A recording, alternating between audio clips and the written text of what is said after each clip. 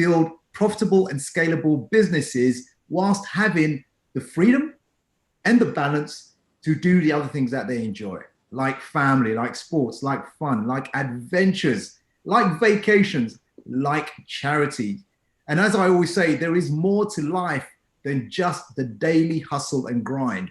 And plus, if you're not part of our Facebook community, make sure you do get enrolled in our Facebook community, which is simply Business Success Club on Facebook. So Business Success Club on Facebook. So without any further ado, let me introduce our special guest today. His name is Derek Mills. And Derek Mills, the reason why I wanted to speak to him, because he shares something very specific, and he teaches something very specific, which I know I've also had to adopt into my own life to improve what I've done many, many years ago. Now, Derek Mills did things very differently, coming from struggling and failing and turning all that around. He discovered the truth of what it takes to have an incredible life and an incredible business. Now, you may not know that he also works with a number of FTSE 100 companies, business owners, entrepreneurs, and global organizations.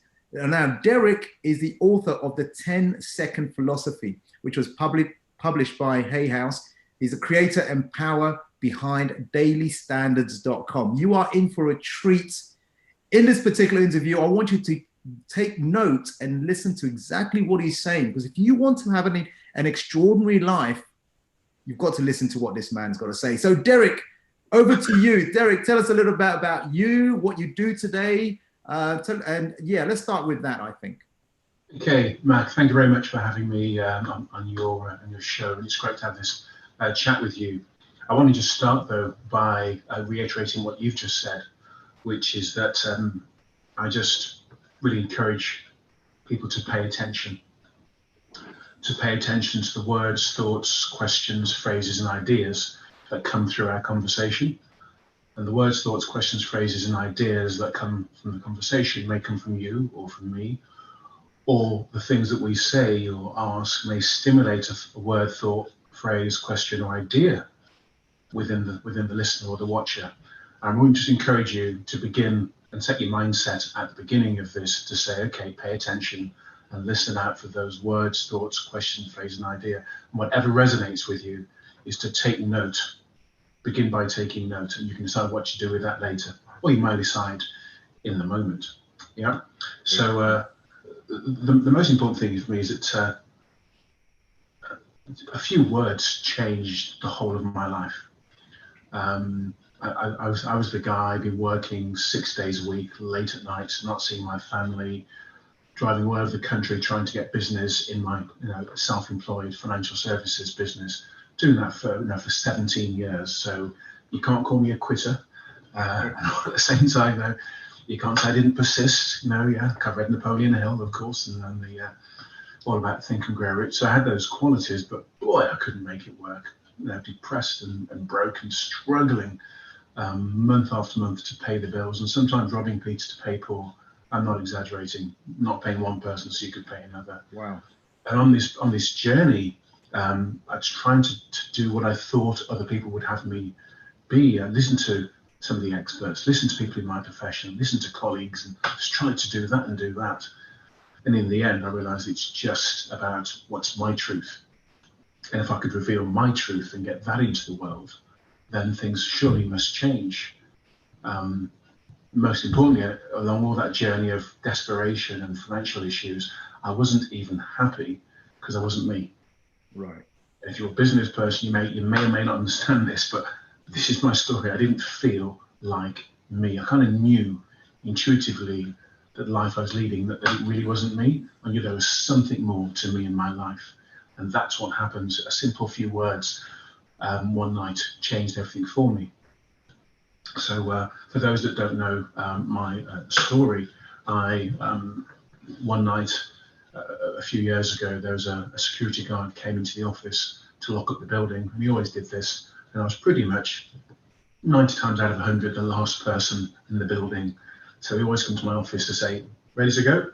And it was always a different security guard, because it was like we worked on a a commercial estate. This guy comes in and he said to me, time to go, kind of look up. And I've been shuffling bits of paper, Mac, and just, who do I call today? Where am I gonna go tomorrow? Who am I going to see? Where's the next bit of business going to come from? Not for profit. Some of you will understand this. Not for profit, just for cash flow. Just get a bit of money into, so I could move it around again. And as I was shuffling these bits of paper, it's about 9:30 at night, approaching 10:15. And this office guard said to me, time to look up. I said, just give me 10 more minutes. And then he said, fine. And he walked away, and I was shuffling more paper, and I was standing by this filing cabinet and looking at who would I call, where's the next bit of business going to come from. Then he came back and I said, just give me 2 more minutes, please. And he said, what time did you get in this morning? And that was the question that changed everything that led me here with you, Mac, today. Wow. Because I listened to that question, I don't know what God was doing with me at that moment, but it certainly made me stop. It certainly made me consider the life I was leading. Living. And this life really didn't feel like it was my life. And I thought, I said to the security guard, I said, I came in at 8 o'clock. He walked away. My words just hung in the air because I've been up since 6, on the road at 7, in at 8. It was now approaching 9:45 in the evening. And I've been doing this not for a week, not for months, but for years, for most of the life of my children at that point. So working 10 to 12 hour days very early on in your career, constantly 6 to 7 days a week, non-stop. And now before we go on, let me say this. For those of you who don't know who Derek Mills is, he is, can I say, you advise high net worth individuals, millionaires, multi-millionaires. Right. Okay, good. So you need to understand this, because he came from a place where he was struggling. He was broke. Things weren't going right. He was underperforming in his role or in his business as a financial advisor. And learning some secrets, he was able to change all those things around. Now listen to the story, because this is a gentleman who is also involved in the Think movie. You may have heard of Think and Grow Rich. This is the gentleman who deals with high net individuals. So there's some secrets that you must hear. Go ahead with the story there. Okay, thanks for that, Mac, because I think sometimes forget when we tell our story that people haven't lived it with you. True. So they have no idea, who we are and what we've been through. But isn't that a lesson for all of us, that when we hear someone, to really remember that they've been through a journey, they've been through stuff, that we may not have had the same journey, but they've been through stuff. So it's okay to look at me now. Yeah, it's very clear. It's already out there. It's in my book. Kind of multi-millionaire years ago, and then I've built upon that wealth and just built, but also in many ways, because there's one way to be wealthy. I'm sure. I hope people understand that. But what I did, you see, is I began to recognise in that moment that yes, I've been working all these hours, but it wasn't me. It wasn't how I should be doing things. And I had what's called the 10-second moment, just when the office security guard went away, and I realised, you know what, this isn't my life. I remember standing by that filing cabinet, holding the top of the drawer, and I just got the drawer, and I just slammed it. And I said, I've had enough of this. I've had enough of this. And the question you've got to ask ourselves at times is, what have we just had enough of in our lives, in our businesses? Because it was in that moment of just had enough of this that I changed. Because in that moment, I still call it the 10-second moment, even now. I'd had this kind of rush of thoughts and feelings and realizations and truths that, yeah, I've been setting goals for 17 years, but here I am. I'm still broken, depressed. What's that all about? How come that hasn't worked? In fact, that works for very few people, as far as I know. And this life isn't even mine. And what am I doing here? And I've been trying to be this person that wasn't me, instead of trying to reveal my true self and being that person. From now on, I'm going to be just me. I'm going to be my true self. I'm going to stop setting any more goals. I know most of the world doesn't say that, but that moment I was saying stop setting any more goals and work on the values, the ideas. What I realized there was a thing called standards, daily standards. Okay, before you go on to that, daily standards, I like we said, you just, in case people missed it, he said, I think you hinted at the fact that you were setting goals. You had ambitions, you had aspirations, you had big dreams. But in that moment, things weren't working. And enough was enough, right? Yeah. I can tell you now, I'm not alone in this, that we did some research just after my book came out, and with a PR company, and they looked at North America, and they worked out that about 3% of people achieve their goals. I just thought, hold on a second, hold on. How can it be, Matt, that if most people in most places, most of the time, miss their goals? Surely there's something we've got to look at here. I realised that later, once I've written the book and all the rest of it, and the worldwide stuff was happening for me. But in that moment, I already knew that there was something missing. Yeah. And when you are willing to accept there's something missing, and you just hold that space for a while, what often comes up is the solution. Okay, so what about having a look at this? Are you willing to have a look at what comes up for you? So what came up for me was simple. Start living by daily standards, as in daily standards set from within, not goals set from without. And I'll come back to that in the conversation, I'm sure we will. But a daily standard at that time and now meant for me, there's a way of being for me that's best for me. And that way of being that's best for me also allows me to be the best for the world, for the best in the world, the best for my family, best for my community, if I stick to those truths, those ways for me. Right. So what is it? So when I broke it down, I realized a daily standard was a basis, criterion, level, quality, or rule. Basis, criterion, level, quality, or rule that you set from within. So it's your truth, whether it's you or your business, and you commit to living at and being at just for today, just one day at a time, just for today. So the key difference with the daily standard is it's saying go within and discover your truth. Right. The rules, the basis, the criterion, the levels, the qualities, and just be that just for today. Forget the future goals. The future isn't even assured. You don't even know you've got a future. You know, I lost my mom when she was 37 years old, leaving behind 7 kids. You know, if she had goals, I'm sure she did like most people did, but she didn't get to experience those goals. So I'm very much focused on being you today, the best you. The daily standard gets you to commit to be your best self with the right rules, criteria, the basis, the qualities, the levels for you and your business today. And that might sound a bit weird, but I do mean today. Until you go back to bed at midnight tonight and put your head back on your pillow. Yeah. Live your truth and stick to your standards just for today, and then one day at a time, long enough to see what would happen if you did.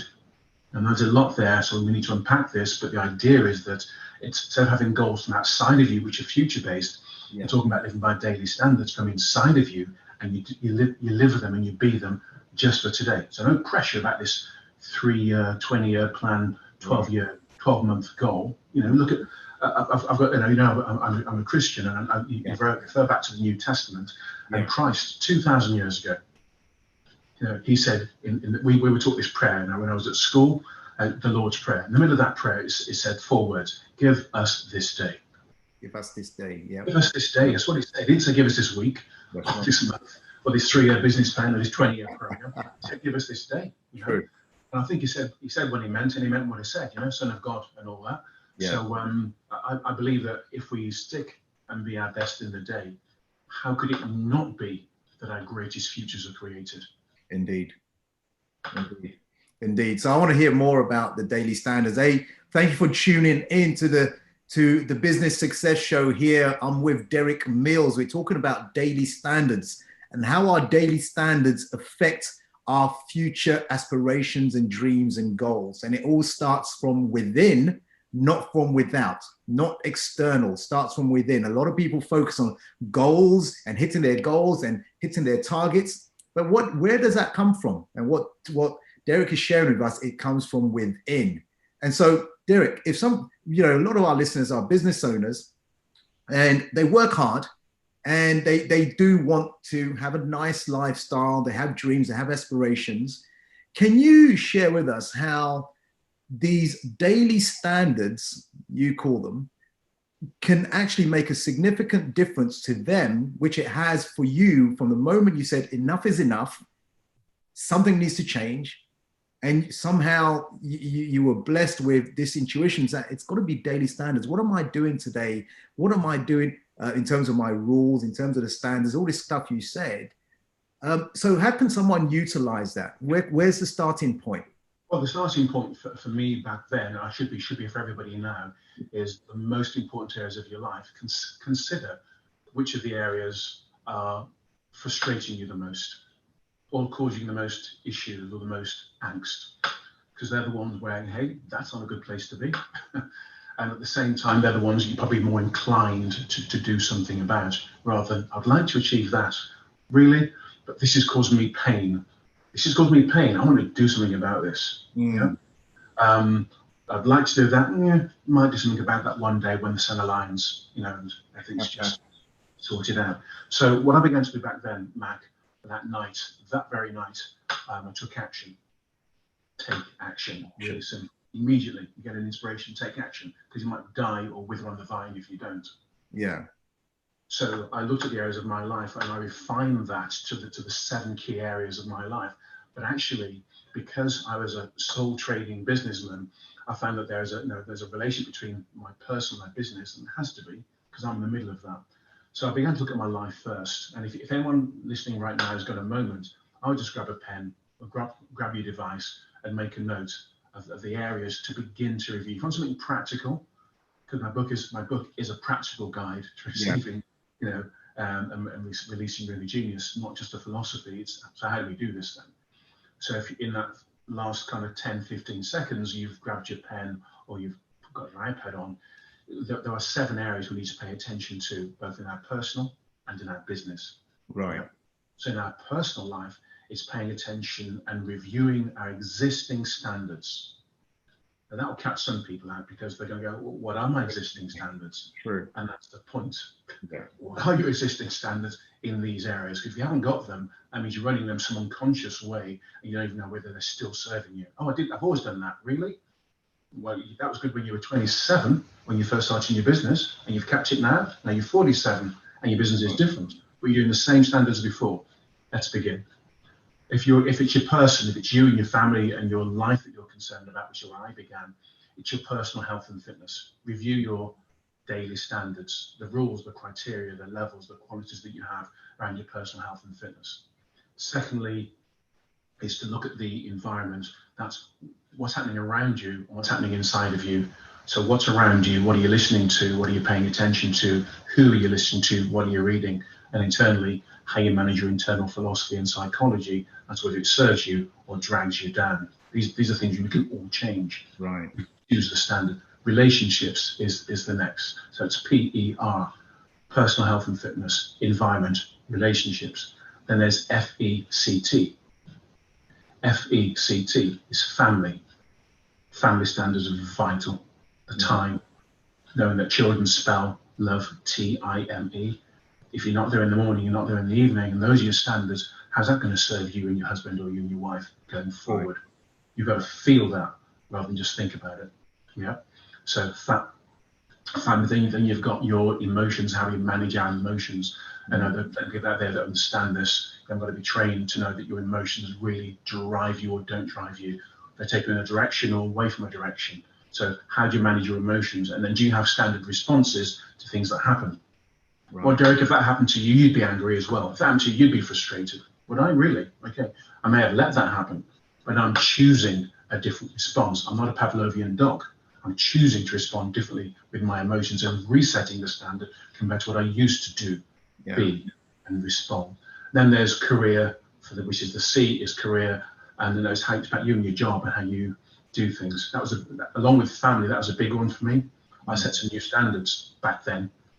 And now even tighter because I review them. Yeah. No more working weekends, no evening appointments, taking my kids to school in the morning 2-3 times a week, picking them up, having Fridays off, half day on a Wednesday, and the clients must come to me. No more driving around the country, seeing clients crashing my car 1 year ago, so tired, just trying to get home. It's about looking at my career and your job. And if you're self-employed, if you're an SME or you're a corporate, you can decide to shift around the standards which hitherto may not have served you, or if they served you in the past, It's about having a review to say, but do they serve me now? Mm. And do they allow me to serve others? So career, job, business. It's a big chunk, but if you have the areas, you can begin the work. Remember that night, that dark night, November the 11th, that night. Oh my gosh. How many years ago was that? November the 11th today. Yes, you're absolutely right. 17 years ago. 17 years ago. 2 nights. Yeah. Wow. I got off track there because I just realised.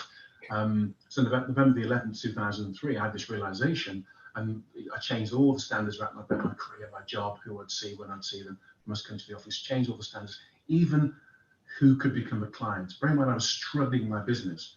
Yeah. The struggle in my business was not as great as the personal struggle I was having, not being there as a son, not being there as a father, not being there as a husband, not being there as a friend, not being there in my own life, meant much more to me. So I was happy to go backwards a bit in order to go forwards an awful lot. So career, review those standards. And the last one is time and money. We could just do a show just on that one. Money, sure, yeah. Standards. You know, your wealth is determined by your money standards, and so is your poverty. I'm sorry to say that in this part of the world, in a free society, your wealth is determined by your money standards, and so is your poverty. Different if you're living somewhere else, in other parts of the world. Can you explain that? What does that mean? Your wealth is determined by your money standards. Okay. What does that mean? It means you want to be a millionaire. Uh-huh. So you get your income, and you spend it all. Right. But you want to be a millionaire, and you watch all the videos, and you've got your people that you follow, and then you get your credit card and you buy stuff on credit. Right. Stuff to invest in terms of your future and your well-being, but stuff, the newest gadget, stuff. You associate with people who do similar things. So you're going to find it difficult to break out of that. That's another standard, those relationships. Yeah. My father used to tell us as kids, drop the bad company. And he also said, keep good company. So looking at money, if you want to be a millionaire, and so many people do, but you look at your money stand, you spend all your money, you don't save, you don't invest anything, you keep buying trinkets, which you buy them for £300, and you know damn well that in a year or two be worth a tenner. Try and sell it on Facebook Marketplace and prove it to yourself.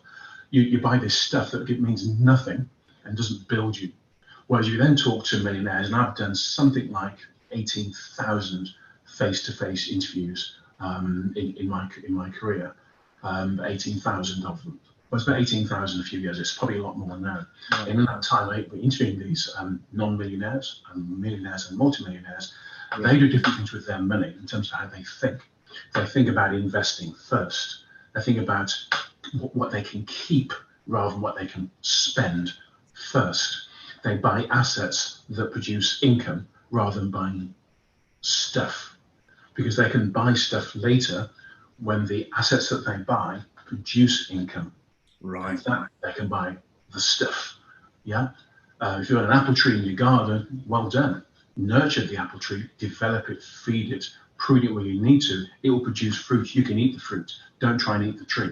Yeah. I mean, I love what you're saying there, Derek. Derek, I think at one point you're describing my life. I was a spender, and I remember up to my early 30s, it was very much that. A lot of liabilities, credit cards, loans. I was in debt, over $100,000 in debt. And what you just said there was rich people, wealthy people, millionaires, multimillionaires, focus on acquiring assets. And for me, it was a big lesson. It was a slap in the face that, who am I surrounding myself with? Who am I learning from? Who am I following? At that time, there was no one around me who was wealthy or millionaires. And I decided that I'm going to study this and change my life around from being broke. And within 2 years, I was able to do that, fix that situation, invest heavily in real estate, property, and other businesses. And in less than 3 years, became a multi-millionaire. So I agree exactly with what you are saying. And that was all done, by my mid 30s. So guys, if you're listening, this is someone who's actually lived it. And he's taught thousands of people how to turn their situations around, and he's created thousands of millionaires as well through wealth management. So what he's saying is not theory. This is real. I've lived it. He's lived it. He's taught other people to live it as well. And it all starts from your. So I did press on what is money. What is the money standards? Your wealth is your money standards. What does that mean? So I'm glad you've explained it that way, because otherwise we would have missed it. Yeah, you know what? I'm glad you caught me on that, because you know what? We can't do this every single day. Yeah. But well, yeah, that's what it is. However, the recognition that back in the day, even though I was working as a financial advisor prior to 17 years ago, that essentially I was, because I was struggling with the business, I was in the same trap. I was having to borrow, the card, the overdraft, loan, finance on this, just to get through, because I was struggling in the business. What I didn't realize was that inside of me, there was so much more than that struggle. Right. Inside of each of us, there's so much more than that struggle. Let me explain something. If you look at my life now, it wasn't just what I did with my money, it was a shift in mindset. Because right now, I get excited about investing. I get excited about saving. I'm not, but just in case someone's listening, I'm not saying yes, I'm like that guy, Scrooge counting his money. And, I'm just saying, it gives me a thrill to go, yeah, there's more money put away. As I've got children, God willing, one day I'll have grandchildren and great-grandchildren and great-great-great-great-grandchildren. I'm creating legacy. So I'm doing this now. I'm getting excited about creating legacy. Oh. In the past, I was getting down about just paying bills and getting through the month. Can you see the difference in the energy? Yeah. It's kind of, there's a huge shift there. So the things I'm showing is you get your philosophy right, because if your philosophy isn't right, you're not likely to produce the right things. So an example of that would be you get a seed, a sunflower seed, and you throw it on the soil. Chances of anything happening with that is unlikely, because the soil wasn't prepared. See, the seed knows what it is. The seed will articulate itself when the environment is right. Right. Yeah? Your wealth is like a seed. It will articulate itself when the environment is right. We have to dig the soil, aerate the soil, add nutrients, water the soil, even put a little lollipop stick in the soil, so when the thing comes up, it's got a bit of a support, because it will get winds, it will get those trade winds, it will get hassle, it will get pushed, it will be challenged, it will be questioned. Right. It has a support stick, and then as it grows and grows, it comes through and it sticks. It's got a path to go along. So this is the same with our wealth. We have to do this. See, if you get a seed, and you ever think about it, that every one of us right now is a genius, and I'll talk about that in a second. Every one of us is a genius. Everyone listening is a genius. But if you don't allow that genius to articulate itself, you may die with the genius that you came with. Yeah. So really about preparing and being ready, so the stuff that's inside of you comes out, because the sunflower seed in the drawer in your kitchen remains just a seed with potential in the drawer in your kitchen. Have you never thought about this, that when you put that seed in the soil and you prepare and you nurture and you water, that seed, it's as if it always knew what it could be. Right. And it becomes a 6-foot sunflower seed with 1,000 seeds in it, each producing 1,000 of their own, an infinite amount of wealth from a seed that was otherwise stuck in a drawer for 3-4 years, doing absolutely nothing. Well, that's us. That's our genius. Yeah, because right now I've executive produced award-winning film. I've been in film. I was asked to be one of the stars in the Think and Grow Rich movie, which was, I'm sure you know, Matt, that's an incredible honor. Yeah, very good. Because I read the book when I was 21 and tried to study it. Years later, I'm getting a call from LA saying, we like your background, your story, daily standards. We think, and made in association with the foundation, Napoleon Health Foundation, and we think that the way you explain daily standards can help people to achieve their goals. And I said, that's right. And because I produce film, become a coach, become a mentor, professional speaker. I was a stutterer all of my life. Now I'm a professional speaker. So I've been able to coach and to write best-selling author. Into my office come multi-millionaires week in, week out, seeking advice in terms of what to do, how to strategize with their money, their portfolios, their funds, How can it be that the young lad, the stuttering lad that couldn't pay his bills can turn that around? And here's the answer. All of those lean years, I was a genius. I was a genius all of that time. Yeah. It just didn't come out yet. And so is everyone listening to this, that whatever business that you're in, Yeah. everyone listening to this has got a genius. What you have to do is allow that, prepare the soil, set the standards, live from our truth, and allow that to articulate, to come out into the world. It's already there. I'm sorry for the length of that answer. That's good. It's a great answer. This is what it is. What it's meant to me. Yeah. It's everything. Apart from my faith, it's really right up there. And I do get it. It's fantastic. It's great the way you put it. I'm listening to what you're saying, and then I started thinking about some of my clients in the past who their answer has been, but it's okay for you, Mac, you're disciplined. It's okay for you, Mac, you're a martial artist. It's okay for you, Mac, you've created all of this. And then when I listen to them, I say, but my life wasn't always that way. There were some things that I had to do and change in order for that to happen. So what do you say to the people who say, well, I'm too busy because you talk about personal standards, and I'm loving it because you talk about your personal existing standards, you talk about emotional standards, relationship standards, career standards, all these things and more. I'm sure I missed a couple, 2 or 3 there. Where does someone start then? And when their excuse is very much, I can't because, what's the answer with that? Well, I understand it. I understand. Because for most of the years when I was not me, I couldn't.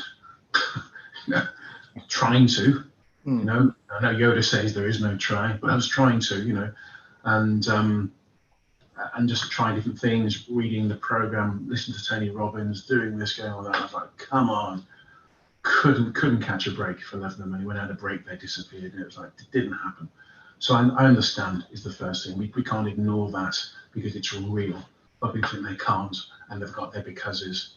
But all I can say to you is that I can't live your life, but I can share with you that every single one of us has to find a way of getting over or around or through that because there's amazing stuff on the other side of that, because there's brilliance on the other side of that, because there's life and happiness for you on the other side.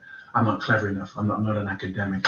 I'm the guy that knows what I've done, but I also know how you feel when you say I can't, because what I realized back then, and I realize the same now, is that the issue of my family, time with loved ones, making a difference in this world, leaving a legacy became so important to me. It became stronger than any because. It became because my cause became stronger than any because. Got it. I think that, and one of the things I did, Mac, and I would encourage anyone to do this, is keep a journal. I know that you do. I mean, got to ask. Is keep a journal, because going through all those struggling years from when I was late teens all the way through. It's here. Every few months, every few years, it all changes. Writing in there. Yeah. And going through those years, this is the way of putting it. I hope people will understand if they're using it because, is that just change the because. When I did, I began to say to myself, one day this will mean something. Gone through this, it's going to add value to other lives. Wow. Because I'm going through this pain, someone else will walk with less pain. Right. Because I'm suffering now, what I do will serve others that otherwise would suffer. I just changed the because. And I wrote these things down. These aren't thoughts I'm having now. These are thoughts I had then. I knew there had to be, some more because. And if you're in business, in fact, the business, I gave you on the Life Perfect, which I can send to you, or we make a link for that for people. On the other hand, there's a Business Perfect. By the way, the words I spelled out are on the PERFECT. That was the Life Perfect you gave us. Yeah, and then there's the Business Perfect. So here's how you'd review your business standards. And when you review them, you first review them, and then you realize which ones are serving you and helping you to serve your customers. And then you release the ones that are not. Okay. And when you release things, because nature abhors a vacuum, you've got to replace them with something else. Yes. And often when you replace something for the first time, just like New Year's resolutions, we don't keep them going for very long. So we have to reinforce them and set ourselves up for success, because success is a setup. So when we set Let me, I want to explore that business perfect okay, a little bit more.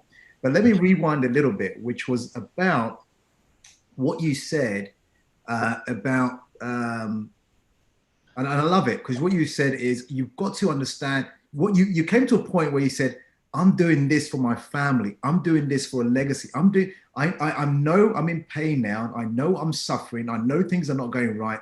But you made a decision as to, and some people call your why, the purpose of why you're doing this. And so you made that decision. So for those people who make those excuses that I can't, you change it to, why am I doing this? And why is it important for me to do this? What is the outcome down the line for me to do this? So I wanted to really let that. So if you're struggling right now, what Derek is saying is what he came to the point of was the reason why he's doing this.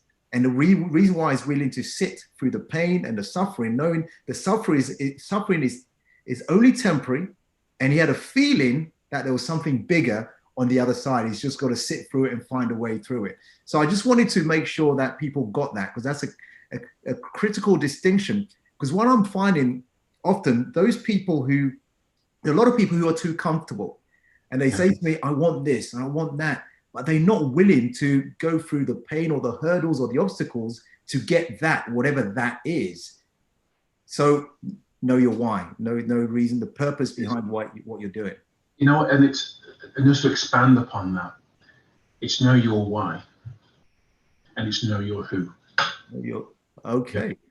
Who are you really? Who are you? Book, as you know, through the 10-second philosophy book, I talk about the true self and who we truly are, and that's the thing that's the real genius. And the fact is, that we all come here into life as a 10.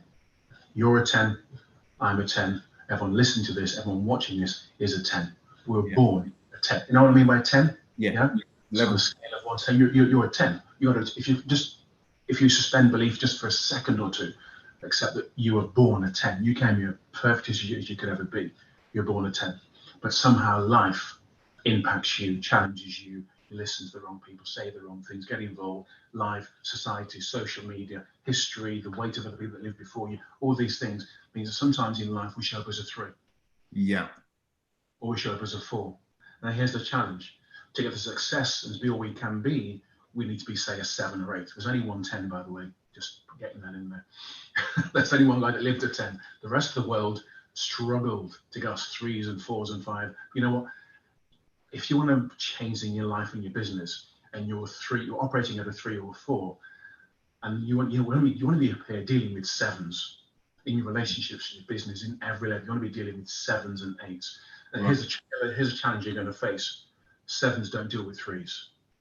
Right. There, I wasn't there when the rules were made. I just know that that's how it is. 7s don't deal with 3s.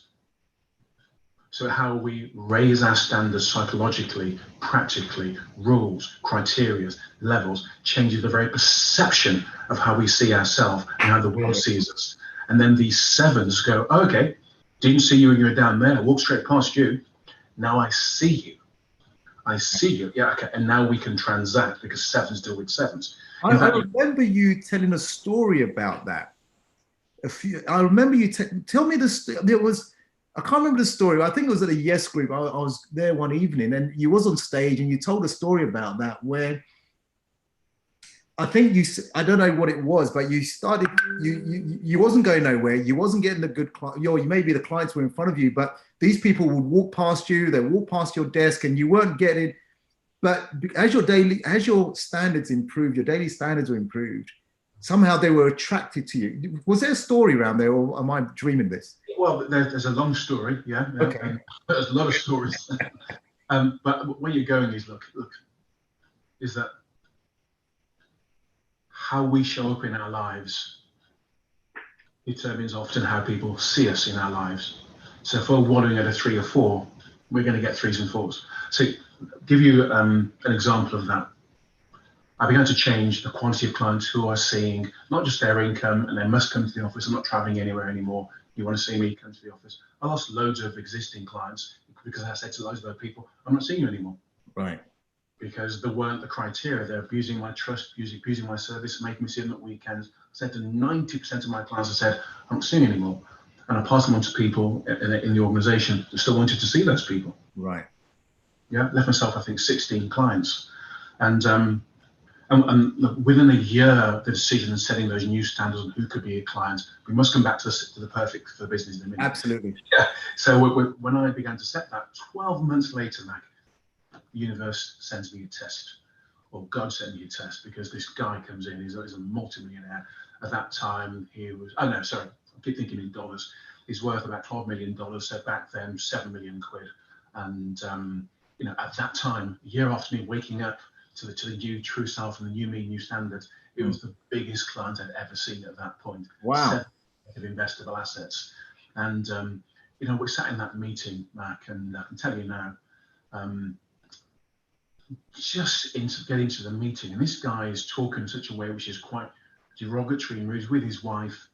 He's talking to her in a way I think, oh gosh, he's a bit harsh the way he's speaking to her. And then he began to perceive to be quite rude to her in front of me. Now, I'm a stranger. We've just met, spoke on the phone. He came to one of my events, but we've just met really. But here his wife's trying to talk. I'm asking her questions, and he keeps speaking over her.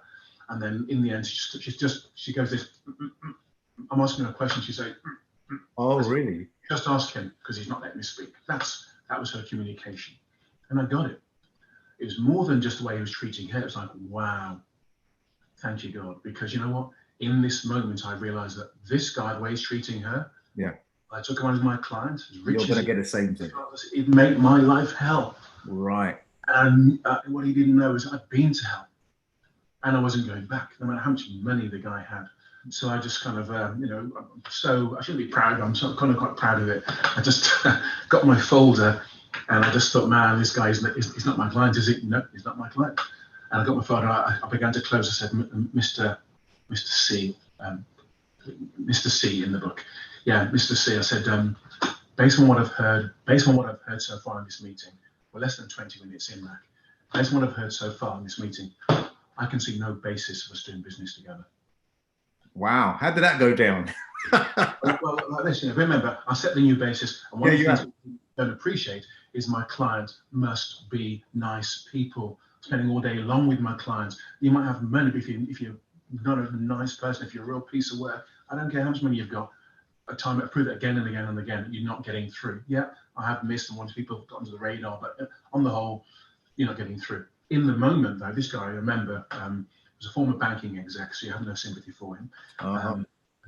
He was a very big guy, probably about 6'4", maybe 6'5", well built. And I'm not even joking here. He stood up, and I said, so the meeting's over then. So and he was, a bit like Jabba the Hutt, send my paperwork back, and I'll shred that for you. Of course, anything else that we find, we'll send it back to you, we'll delete the files. I said, fine. And I saw this guy at the office, and with his wife, and I said, and I bid them adieu.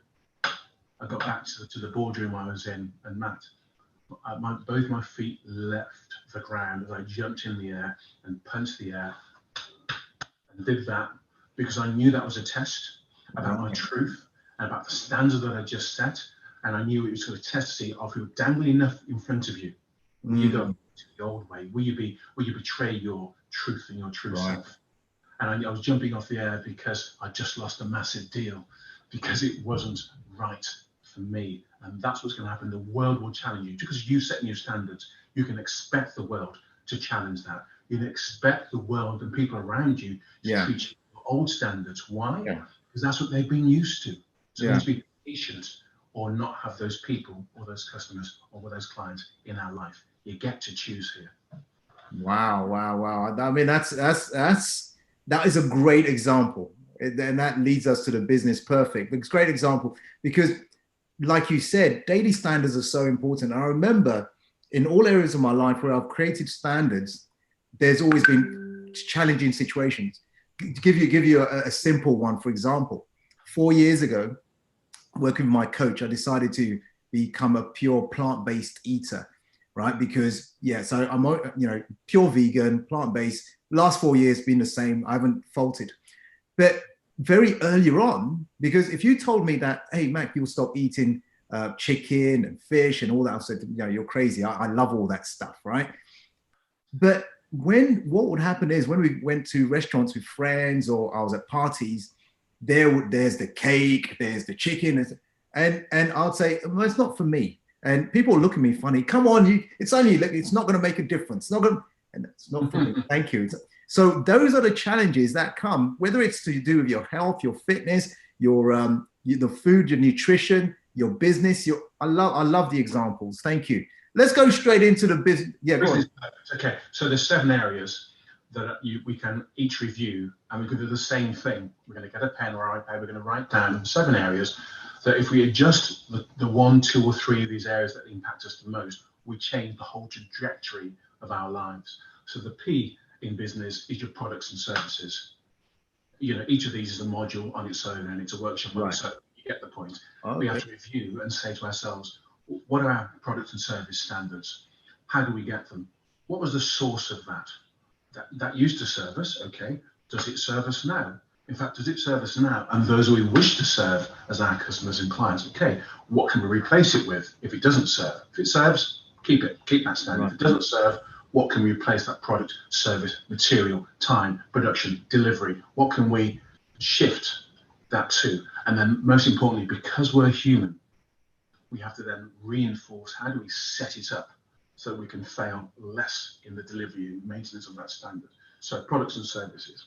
Then we have to look at the environment, as in, I don't literally mean the environment, but for some businesses, it is the environment. Yeah. We have to look at what's the environment like in our offices, in our home, in the space that we work in, and is that conducive and productive to work? We know about Hertzberg. And go and Google Hertzberg, you look at the factors and how productivity waxes and wanes when the environment shifts.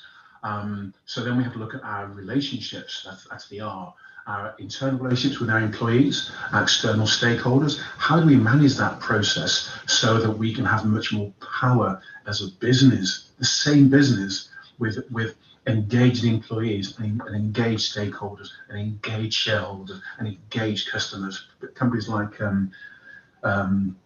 Equitable, they mastered this years and years ago, which I mentioned in my book. And I interviewed the head of the HR and the CEO there. They're all about what are our standards here, and they changed their strap line. I'm going to go with 2007, I think it may have been, to redefining standards. Because I knew how important it was. Not let's set new goals. It was actually redefining standards. Standards. And if you go to any of their documentation, then the old documentation, you'll see right there on the strap line, redefining. They knew what it meant. And I know the guys that were in charge back there. So we look at the relationships with ourselves and externally, our employees, our team. And when you set standards, it isn't some autocratic, you must do this. There's a process of, we work with SMEs and of course corporates to say, how do you begin the conversation? How to help people to understand what's going on and why they're doing what. It's not another bunch of KPIs. This is much more about how do we do what we do and why do we do it? And can we review, are we willing to review? That may have been the case when we were founded, but we do it now because we were founded, and that's when we did it. So how about you have a look at that then? So relationships, then we have the financial, most businesses, as you know, will fail in those first few years. What are the financial standards? What can we put in place by way of monitoring and setting it up so we have the right financial standards in place? I know this happens to corporates, but it's the same with an SME or self-employed sole trader. We've got to have the right financial standards in there around your money so that you stay in business, so you retain the right to serve. If you lose your business, you lose the right to serve. So the finances, key to any business. They can't ignore it. Even charities are, I'm an ambassador for a charity. We've got to get the money to serve those people we want to serve. And then after the finance, you've got the executive and leadership, which is clear. Leadership standards, executive standards, plenty of examples around the world right now around having the right standards in executive and leadership. And the C is the cause. I'm not talking about a mission statement stuck on a wall in reception that no one can remember, because what's the chance of utilizing and living by that if you can't even remember it? What is the cause? Going back to the kind of, you mentioned earlier on about the why. What is the cause? Why are we here? What are we doing here? Yeah. Someone says to me, can you help me with my business? I've got a new idea for a business. I want to set it up. I want to go with it. I want to do it. Why do you want to do this? I want to make lots of money. No. Why do you really want to do it? I want to make lots of money. Now, let me explain. I know you're going to make lots of money. Why do you really want to do this? Well, I want to make lots of money. Okay. Next. So what's the cause and purpose? What standards? What are they? And then the last is training and transparency. Yeah. Okay. We've got to have the right quality of training so we can make sure all the rest stacks up and stands up and is deliverable by the team, the people that work with us. And the transparency is clear. We've never had to be more transparent in our lives. Yeah. And those companies that try to hide their emissions or try to hide, like Volkswagen, or try to hide their charges, or trying to hide their political decisions, or the politicians that tried to hide what they did with the money, all these lead to trouble later on down the line, just when you didn't expect it, just when you didn't want it. Yeah. So that's the 7 perfect. I can send this stuff across to you. Amazing. I mean, we could go on. I know there's so much you can share, but I know everyone's busy and we're coming up to the top of the hour now. So it's been incredible. I mean, you've really explained daily standards from a notion that someone's saying or looking at daily standards. But when you drill it down and start utilizing it, the effect or the butterfly effect it has is absolutely immense. So I want to say thank you for all of that. So thank you for sharing your amazing knowledge and your experience and your background and your history and where you are now and who you've been helping. Now, if someone wants to, they've got a lot of people listening, they want to learn more from you, or they want to connect with you, what's the easiest way? What's the best thing for them to do? Yeah, the best thing to do is go to dailystandards.com. Dailystandards.com.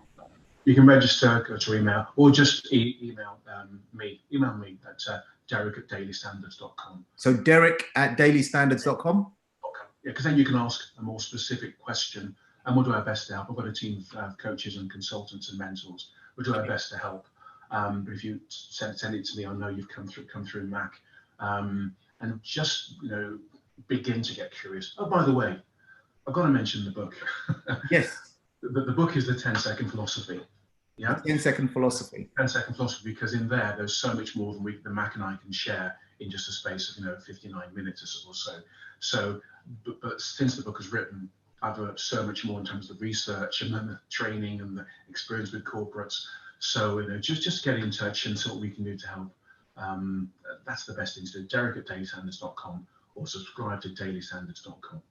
Yeah, so you've heard it from Derek Mills. It's been amazing to spend time with you, Derek. I know we have a lot of similar values in terms of family, in terms of business, in terms of wealth, so that's amazing. I do highly recommend you connect with Derek. The first time I connected with him, I thought this guy knows his stuff, and not someone who grew up with a silver spoon in his mouth, but is actually going through the struggle and the failures and turn that around. And he advises people and corporates and small businesses on how to improve. So connect with Derek, dailystandards.com or Derek@dailystandards. Check out the book, The 10-second philosophy as well, published by Hay House. So check that out. So Derek, God bless you. God bless you. Keep doing what you're doing.